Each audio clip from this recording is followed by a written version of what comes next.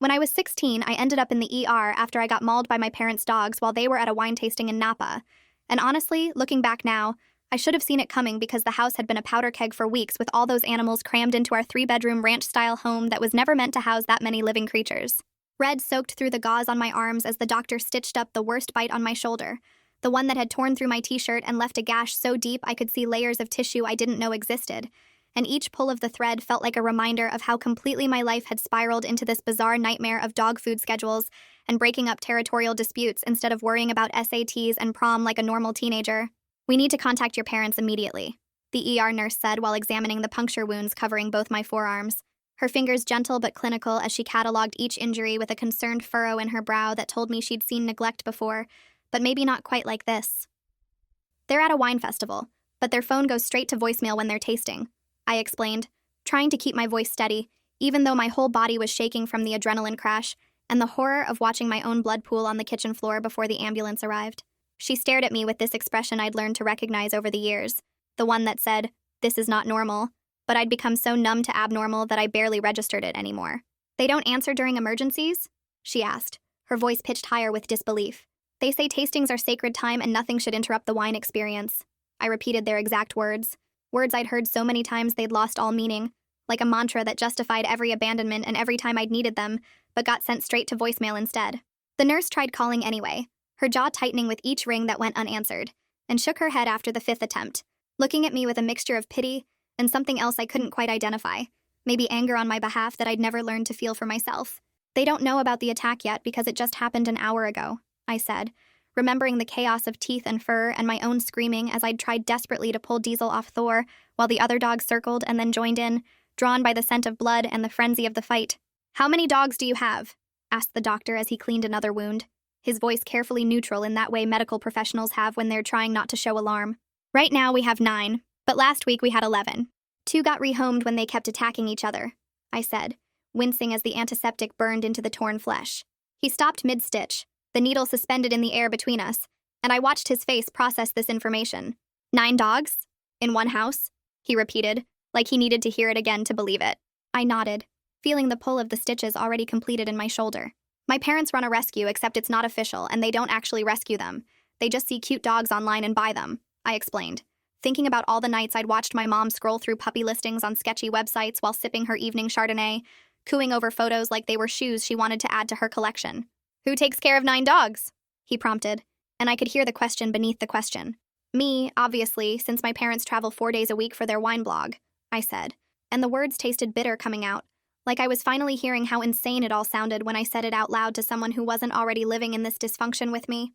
The doctor and nurse exchanged looks, one of those silent conversations adults have over kids' heads, and I felt suddenly exposed, like the overhead fluorescent lights were spotlights revealing every crack in the facade I'd been maintaining. "How long have you been the primary caretaker for these animals?" the doctor asked carefully, his hands pausing in their work. "Since I was 12 and they brought home the first 3 puppies from a backyard breeder," I said, remembering that weekend when my whole life changed, when I went from being a kid who did homework and played soccer to being the unpaid kennel manager of an increasingly chaotic household. "And now you're 16 managing 9 dogs alone?" the nurse asked, her voice soft with concern. "Well, technically 11, if you count the 2 they're picking up tomorrow from some guy on Craigslist selling wolf hybrids," I added, and I saw the nurse's face go pale. The nurse actually gasped, her hand flying to her mouth. "Wolf hybrids? Those require special permits and experienced handlers," she exclaimed, her professional composure cracking. "Yeah, my parents think they're just big fluffy dogs and have already named them Pinot and Grigio," I said, and I would have laughed at the absurdity if my arms weren't on fire with pain, and if the weight of it all wasn't suddenly crushing down on me in this sterile room with these 2 strangers who seemed to care more about my well-being than my own parents did. The doctor paused before opening his mouth again, and I could see him choosing his words carefully. "When was the last time you went to school without rushing home for feeding time?" he asked. I tried to think, scrolling back through months and months of the same routine, the same panic about getting home before the dogs destroyed something or hurt each other. "Maybe freshman year before we got dogs 4 through 6? I said uncertainly, though even that felt generous because the responsibility had been building gradually, like water rising so slowly you don't notice you're drowning until it's over your head. "And when did you last hang out with friends without canceling for a dog emergency?" he continued, his voice gentle but insistent. The silence stretched too long as I tried to remember a single time in recent memory when I'd been able to just be a teenager, when I hadn't had to text my friends some excuse about why I couldn't make it to the movies or the mall or someone's birthday party, because I had to get home to feed the dogs or break up a fight or clean up the destruction they'd caused. When did you last sleep through the night without breaking up fights or cleaning up accidents? The nurse added, and I felt tears prickling behind my eyes because the answer was never. I never slept through the night. I'd forgotten what it felt like to wake up naturally instead of to snarling or yelping or the sound of something expensive being destroyed. My throat felt tight, my chest constricting with emotions I'd been pushing down for years. The dogs need schedules and training, and I'm the only one who bothers, I managed to say, my voice cracking on the last word. Sweetheart, the nurse said gently, pulling up a stool to sit at my eye level. You're not a professional trainer. You're a child who needs stitches from trying to separate fighting animals. And the kindness in her voice broke something inside me that I'd been holding together with sheer stubborn determination. That's when animal control walked in and my heart stopped. Literally felt like it seized in my chest because I knew what this meant. I knew this was the moment everything changed. We received a report of a dangerous dog attack involving a minor, the officer said officially, his uniform and badge making everything suddenly very real and very serious. The dogs aren't dangerous. They're just stressed and untrained and kept in too small a space and fed inconsistently and never exercised properly, and I heard myself making excuses, the same excuses I'd been making to neighbors and teachers and anyone who questioned our situation, and stopped because they sounded hollow even to my own ears. The officer pulled out his tablet, his expression professional but not unkind. How many animals on the property? He asked, stylus poised. 9 dogs ranging from 15 to 90 pounds, I answered, thinking about little Daisy the terrier mix all the way up to Bruno the mastiff who took up half the couch. Are they licensed? He continued, checking boxes. I shook my head, knowing each answer was digging the hole deeper. Vaccinated? He asked. Some of them maybe, but I don't know where my parents keep the records if they exist, I admitted, remembering my frantic searches through their disorganized filing cabinet whenever someone asked. Fixed? He continued down his checklist. Only 2 because my mom thinks it's mean to take away their manhood even though 3 females have had puppies, I said, cringing at how ridiculous it sounded, at how my mother had actually used those words while I'd begged her to be responsible. He wrote furiously, his stylus tapping rapidly against the screen. Any previous bite incidents? He asked, not looking up. Well, there was the mailman and the neighbor's kid and that jogger, but my parents said those don't count because no one pressed charges, I said in a rush, watching his eyebrows climb higher with each incident I listed. My dad burst through the door reeking of Merlot and rage, his face flushed red from wine and anger, his expensive button-down shirt slightly untucked in a way that would normally mortify him, but now just made him look disheveled and drunk. What the hell did you do that required us to leave an exclusive $800 tasting? He demanded, not even looking at my injuries, his eyes blazing with fury at the inconvenience I'd caused. As my mom trailed behind him, tottering slightly on her heels and clutching her designer purse like a shield, I lifted my bandaged arms, the white gauze already showing spots of red seeping through. Diesel and Thor got into it over food, and when I tried to separate them, the other dogs joined in. I explained, my voice small, already bracing for the blame I knew was coming. Fire burned in his eyes, that look I'd seen 1,000 times when I'd disappointed him, which was often. You stupid girl, do you know how embarrassing it was getting called out of the grand tasting? He snarled, and I felt myself shrinking, becoming smaller, the way I always did under his anger. Sir, your daughter has over 30 bite wounds requiring medical attention, the doctor interrupted, his voice hard with barely controlled anger on my behalf. She's being dramatic as usual and probably provoked them somehow, my dad said dismissively, waving his hand like my injuries were an inconvenience, a performance, something I'd manufactured for attention. Sir, I'm mandated to report this. The officer stepped forward, his presence suddenly more imposing. 9 unlicensed, unvaccinated dogs in one home with a minor as sole caretaker constitutes neglect and endangerment.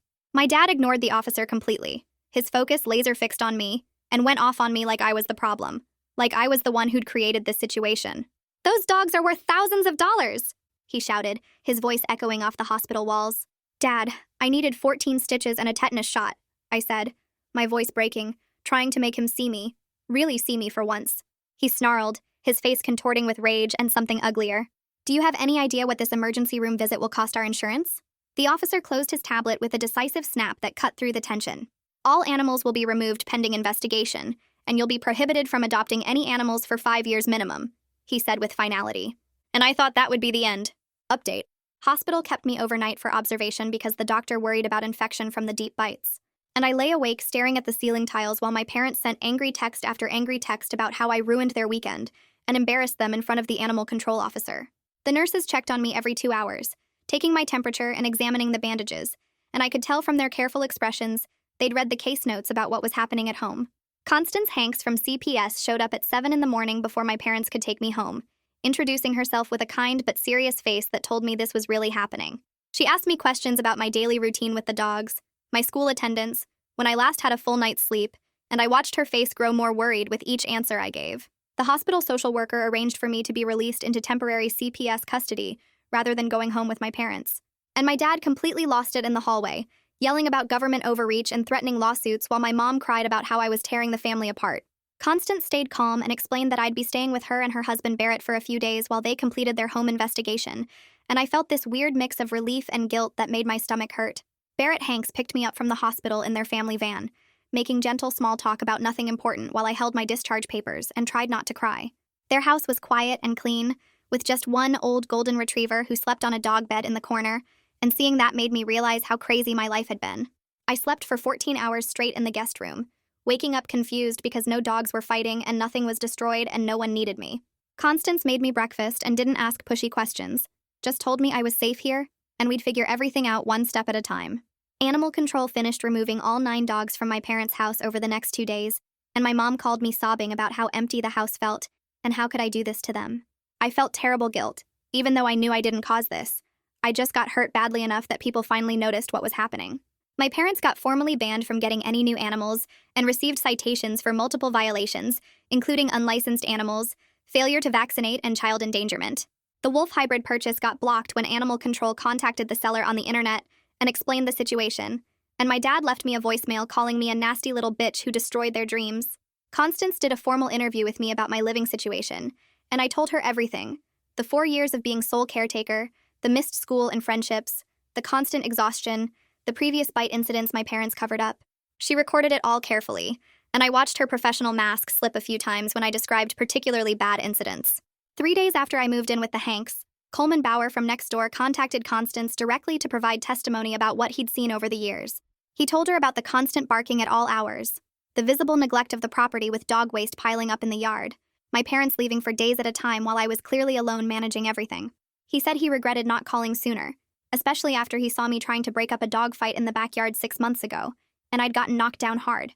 His statement included specific dates and incidents he'd documented, times he'd heard me screaming at the dogs to stop fighting, mornings he'd seen me leave for school looking exhausted with visible scratches on my arms. I went back to the school after a week away, and everyone stared at my bandaged arms as I walked through the hallways. The rumors had already spread about the dog attack and CPS involvement, and I heard whispers following me between classes. Frances Schroeder pulled me into her office during lunch, closing the door gently behind us. She told me her door was always open, that I could come sit in her office whenever I needed a quiet space, and I almost cried because no adult at the school had ever really seen me before. She'd already talked to my teachers about what happened and arranged for me to get extensions on assignments, and for the first time someone at the school was actually helping, instead of just marking me absent. 2 days later, Constance took me to my first therapy appointment with a counselor who worked with family trauma and neglect cases. I sat there stubbornly insisting I was fine, that I'd handled everything okay, that other kids had it worse. The therapist gently pointed out that being the sole caretaker of 9 dogs at age 12 wasn't fine, that missing school constantly wasn't normal, that getting mauled trying to break up dog fights wasn't something I should have had to deal with. I left angry and defensive, not ready to admit how messed up everything was, because that meant facing how much my parents had failed me. My parents requested a supervised visit, which Constance set up at the CPS office the following week. They spent the entire hour trying to convince me to tell everyone I exaggerated, that I wanted to come home, that we could be a family again if I just cooperated with them. I watched them perform concern and love for Constance's benefit, while their eyes told me I'd betrayed them, and I realized they'd never actually see what they did wrong. They kept saying the dogs were gone now so everything would be different, but they didn't understand the dogs were just a symptom of their bigger problems. Barrett sat me down one evening after dinner and gently told me they'd found something during the investigation. He showed me bank statements Constance had gotten through legal channels, statements from my college fund account. The account that should have had over $40,000 in it had $312 left. My parents had been using my college fund to pay for their wine blog trips and dog purchases for years. I felt something break inside me because they'd stolen my future to fund their hobbies, and they'd never even told me they were taking the money. 2 weeks after the dogs got removed, my mom started texting me photos of a litter of puppies she found online. The messages said how cute they were and how we could start fresh with just 1 or 2 well-trained dogs this time. I stared at my phone in disbelief because she genuinely didn't understand they had a problem, or that they'd been banned from getting animals. I took screenshots of everything and sent them to Constance right away. Constance filed a report about my parents' attempted violation of the animal ban, and the judge issued a stern warning that any further attempts would result in criminal charges. My dad sent me a furious email the next day blaming me for getting them in more trouble, calling me ungrateful after everything they'd sacrificed raising me. The email went on for paragraphs about how I'd ruined their lives and destroyed their reputation in the community. Frances noticed I was struggling in class and having trouble concentrating, so she arranged for me to get extensions on assignments and makeup work for all the days I'd missed. She coordinated with my teachers, who were surprisingly understanding once they knew the real situation, instead of just seeing my absences. For the first time since middle school, I was able to focus on homework without constantly worrying about what was destroyed at home or which dogs were fighting. Keith Molina, a public defender assigned to represent my interests in the court proceedings, met with me at the CPS office to explain my rights and options. He was straightforward about the process, telling me the court would decide whether it was safe for me to return home, and that my voice mattered in this decision. It felt strange because my parents had never cared about my opinion on anything, but now a judge would actually listen to what I wanted. The preliminary court hearing happened 3 weeks after my hospital visit, and I had to testify about my daily life with the dogs, while my parents sat across the courtroom looking betrayed. I described the feeding schedules, the constant fights, the cleaning up after 9 dogs, the years of being responsible for animals I never wanted. The judge reviewed all the evidence, my medical records showing over 30 bite wounds, the animal control reports documenting the violations, Coleman's neighbor testimony about the neglect, the bank statements showing my depleted college fund. She ordered my parents to complete parenting classes, anger management, and psychological evaluation before reunification could even be considered, and set another hearing date for 3 months out to review their progress. My parents finished their court-ordered anger management and parenting classes over the next 6 weeks, but showed up to every supervised visit at the CPS office complaining about how unfair the whole system was treating them. They sat across from me in the sterile meeting room with Constance taking notes in the corner, and spent the entire hour talking about how they were being persecuted for loving animals too much, instead of asking how my shoulder was healing or whether I was sleeping better. My mom brought printouts of online articles about animal rescue heroes and kept sliding them across the table like evidence of their good intentions, while my dad ranted about government overreach and how CPS destroys families. Constance documented everything in her laptop, her fingers moving steadily across the keys as my parents dug themselves deeper with every word, and I watched them perform concern while their eyes stayed cold and angry. They never once said they were sorry for my injuries, or acknowledged that maybe 9 dogs in a small house with a teenager as sole caretaker was wrong. I started understanding during those visits that wanting someone to change, and them actually being capable of change, were completely different things. Willow Langley sent me a message on Instagram 3 weeks into my stay with the Hanks, saying she heard what happened through people at the school, and asking if I wanted to meet up. My hands shook reading her message because Willow was my best friend freshman year, before the dog situation exploded, and I disappeared from everyone's life, and I was scared she'd judge me or think I was pathetic for letting things get so bad. We met at the coffee shop near school on a Saturday morning, and I walked in expecting awkwardness, but she stood up from her table and hugged me tight before I could even sit down. She told me she missed me and had wondered for 2 years why I just vanished from her life, stopped answering texts, and turned down every invitation, until she finally stopped asking. I tried explaining about the dogs and the constant emergencies, and never having time for anything, but she cut me off and said she understood now, and wished she'd pushed harder to figure out what was wrong. I cried right there in the coffee shop with other customers staring, because I'd forgotten what having a real friend felt like, what it was like when someone actually cared about you, instead of just needing you to manage their chaos. The Hanks let me stay with them for 2 full months while the court process dragged on, and they treated me like an actual person, instead of a burden they were stuck with. Constance asked about my day when I got home from the school and helped me with homework at the kitchen table, and Barrett was included me in family dinners where we talked about normal things like movies and weekend plans. Their daughter Emma was a year younger than me and taught me how to just watch TV without jumping up every 5 minutes listening for dog fights, how to sleep past 6 in the morning on Saturdays without feeling guilty about feeding schedules. Emma showed me her photography from art class and invited me to her soccer games, and introduced me to her friends like it was normal for a foster kid to suddenly appear in her life. I learned what stable looked like, what it felt like to live somewhere quiet where adults actually parented instead of dumping everything on their kid while they pursued their hobbies. The court-ordered psychological evaluations came back in thick manila envelopes that Constance reviewed with me in her office. The psychologist's report said my dad showed narcissistic personality traits with poor insight into his behavior's impact on others, and my mom had hoarding disorder specifically related to animals with compulsive acquisition patterns she couldn't control. Both evaluations noted minimal awareness of how their choices affected me, and the psychologist recommended against reunification without intensive long-term treatment spanning at least 18 months. My parents' lawyer sent a response rejecting the findings and insisting they didn't need therapy because they weren't the problem. I was just a dramatic teenager who exaggerated normal family responsibilities.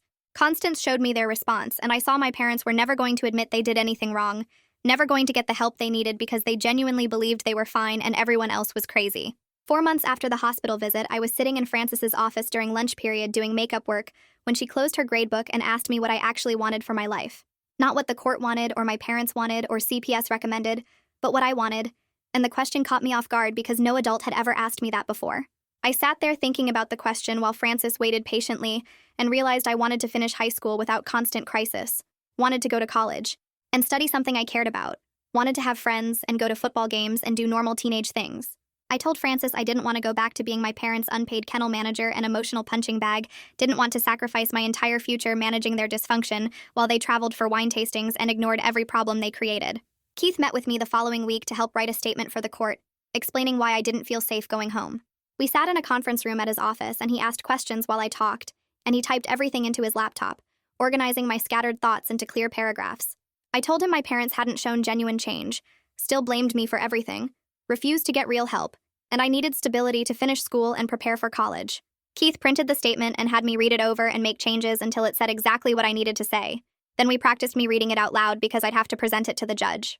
My voice shook the first few times, but Keith was patient, and by the end I could get through it without crying, and he told me I was brave for speaking up for myself. The final hearing happened on a Tuesday morning, and I sat at the table next to Keith while my parents and their lawyer sat across the courtroom glaring at me like I was the enemy. The judge reviewed all the evidence again, including the psychological evaluations, my statement, Constance's reports documenting my parents' lack of progress, and the original medical records from the hospital. She asked my parents directly if they understood why their home wasn't safe for me, and my dad launched into a speech about government persecution, while my mom cried that I was tearing the family apart. The judge cut them off and said she'd heard enough, that reunification wasn't in my best interests given their continued denial and lack of insight, and ordered I remain in foster care through high school with supervised visitation only. My parents stood up immediately and stormed toward the exit, and my dad turned back to yell that I was dead to them, that they never wanted to see me again. And it hurt hearing those words, but also felt like permission to stop hoping they'd magically become the parents I needed.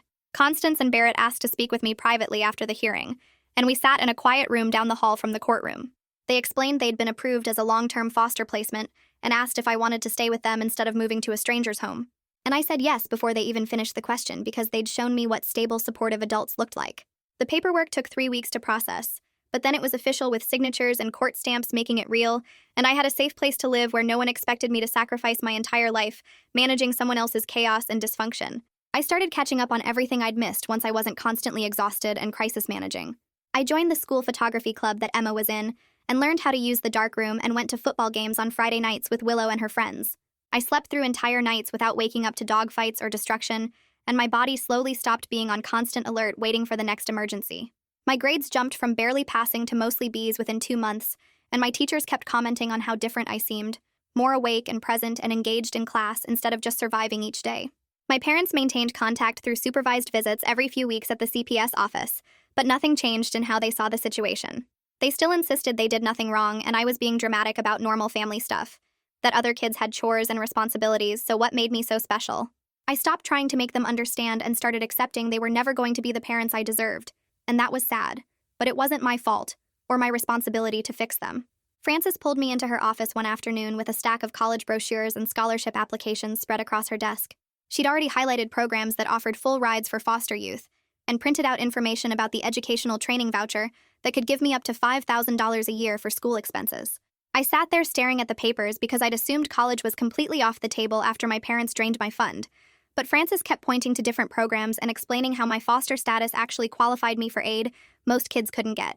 We spent 3 hours going through websites and filling out preliminary applications for schools with strong social work programs, because I kept thinking about how maybe I could help other kids stuck in situations like mine, kids who needed someone to actually see what was happening. Frances helped me write my personal statement about the dogs and the neglect, and how it taught me that sometimes the system works when people finally pay attention, and she only cried a little bit when she read my first draft.